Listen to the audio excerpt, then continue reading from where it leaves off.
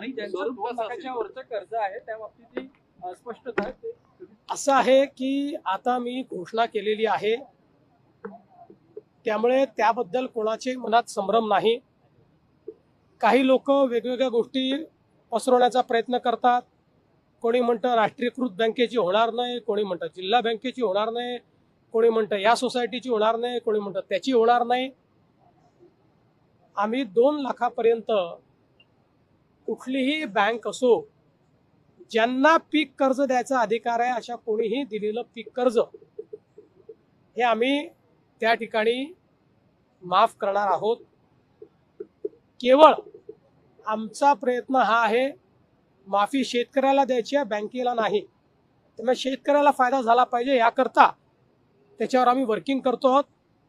आम्ही यापूर्वीच सांगितलेलं आहे की 30 जूनच्या आधी आपण कर्जमाफी करणार आहोत. त्यामुळे आता बजेटमध्ये ती आली असल्यामुळे आता पुढच्या कारवाईला सुरू होईल. कमिटी याच्यावर काम करते. कमिटी बाकी सगळ्या गोष्टी या ठिकाणी सांगेल. एवढंच सांगतो, जुन्या कुठल्याही कर्जमाफीपेक्षा चांगली ही कर्जमाफी असेल.